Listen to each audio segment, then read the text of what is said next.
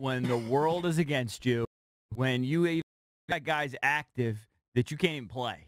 They had more injuries than they had spots for them on the inactive list. So the guys like Brandon Sheriff in there, active, but he wasn't going to play. And they just somehow rallied together. And I'm telling you, it was one of those 20%ers or 5%ers where everything went their way. But God bless them. I think it's the biggest win since the Colt win on Monday night. Might even be bigger. It's huge, considering where they are in the standings. Needed the game, needed a win. Just an unbelievable win. Could be season-saving. We'll see. And then just definitely feels season-saving. And how about Josh Doctson delivering? Well, here's the thing, Josh Doctson. Massive he doesn't do catch. that much, but when he does, he just I was thinking about it as I was walking in this morning. He reminds me of Lynn Swan. Like these diving catches. His body control on that catch that he brought in, tracking the ball, was pretty unbelievable. amazing. And then, he dropped the one, was it against Kansas City, where he basically had it, and then it just, as he kind of went to the ground, he lost it. You see, this guy can make those diving acrobatic catches. They just need to get him involved more, and hopefully they will. And there was a Brian Quick sighting. And the Brian Quick. Right. Brian Quick sighting. How about that caller on Friday said they were going to win the game because of Brian Quick? Because of Mike Quick. He said Mike Quick, Brian Quick. Go out in your front yard. And we laughed at critical him. catch in that last Well, drive. the hand was forced. I actually think Jay Gruden's hand was forced because this season, we've seen it all along, he wants to go 2 tight end sets. He wants to go 3 tight end sets. Well, he just doesn't have those guys available. And then when you lose Jamison Crowder, all of a sudden you actually saw wide receivers out there in 3 receiver sets. Because throughout the season, they've had 3 receiver sets. The problem is it would only be 1 wide receiver, and it'd be a tight end and Chris Thompson out of the backfield.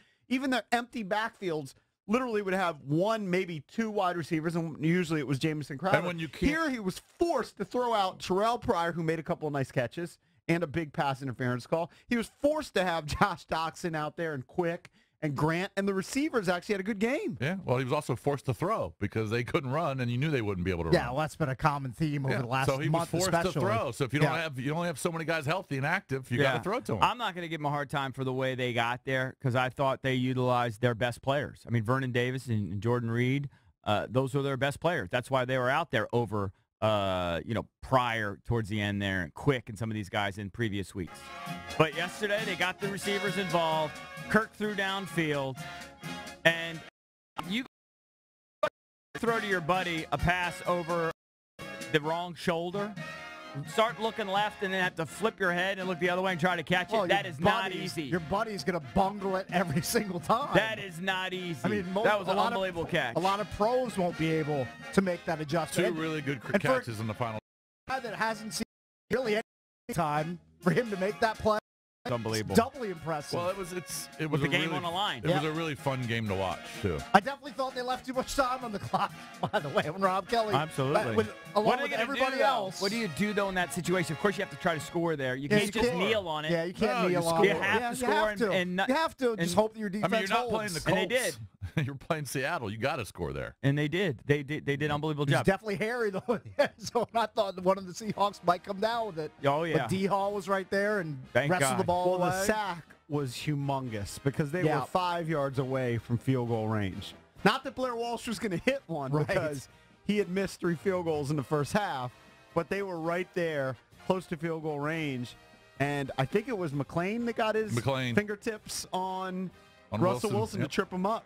That was humongous. Look, like you said, there. You look at the stats and go, how'd they win this game? Well, things went their way. The penalties. I mean, is that the most undisciplined Seahawks team you've ever seen? Certainly on offense. I mean, that was embarrassing, especially in their own stadium, to have that many penalties. And then the 3 missed field goals. You need breaks like that, and they got them. And that's a big, big win. Huge win. Outside of a few. I don't really know who. Well, we had some dumb callers on Friday. Well, so they're just going to win. blind homers pick them every week. 95% thought that the Seahawks will win that game. Well, it's a huge win, especially given the schedule. Yes. Given the fact that you face 2 6-2 teams in the next 2 weeks, you take on a Vikings team that's 6-2 coming off a bye. You take on a Saints team that has won 6 in a row. They're rolling. Yeah. And they are a different Saints team than the past because they have a pretty good defense and they have a running game. And they got a rookie in Alvin Kamara who's a stud. Who's legit, yep. Mark Ingram is a stud. So it's a different so they're going to play. team. They're going to play. So they played division leaders. Obviously not now because Seahawks lost the game, but division leaders in 3 straight weeks. Right. Seahawks, Saints, and Vikings. Not in that order. But, yeah, I mean, that was the one game out of the three you thought, well, there's no chance they're going to win. Now they do. Now you got home game against the Vikings. Go to the Here's Saints. The thing. You know, those games, to me, more winnable than the Seahawks game. I didn't think they were going to win that game yesterday. I didn't think they were going to win that game a month ago. I didn't think they were going to win that game when the schedule came out. In fact, if I had to pick that game again tomorrow, knowing the outcome, I'd still pick the Seahawks. But the NFL is just nuts, man. You just don't know what to expect, and that's the proof is right there. And the Redskins, though, but they deserved it. All that being said, they absolutely deserved it. That's the thing. Yeah. They got to seize the momentum now and not lay an egg against Minnesota, because then it'll all be for naught. They're random.